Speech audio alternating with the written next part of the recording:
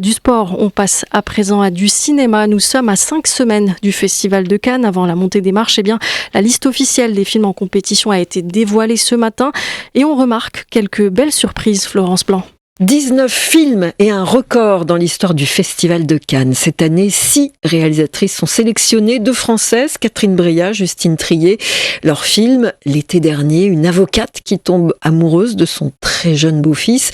Et puis l'anatomie d'une chute, une femme face au suicide ou bien à l'assassinat de son mari. L'enquête policière et étouffante qui en découle. 2 femmes aussi de notre continent, la sénégalaise Ramata Toulaïssi, l'histoire d'un amour fou dans un tout petit village éloigné. Nous sommes dans le nord du Sénégal. Et puis, on suivra avec beaucoup d'intérêt la nouvelle proposition de la réalisatrice tunisienne Kautar Benania, Les filles d'Olfa, entre documentaire et fiction.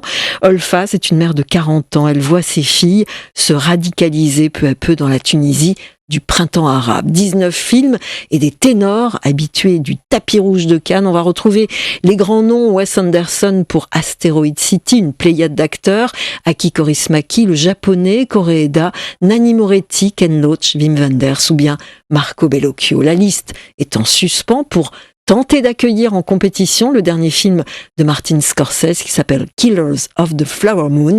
Ouverture du festival, ce sera donc le 16 mai, mardi 16 mai, avec le dernier film de la réalisatrice Mai Wen, Jeanne du Barry, favorite du roi Louis XV. Surtout, ne regardez pas le roi dans les yeux.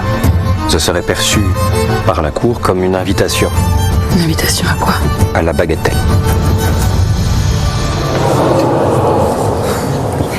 Les précisions de Florence Blanc, voilà un festival qu'on va suivre sur notre antenne à partir du 16 mai prochain.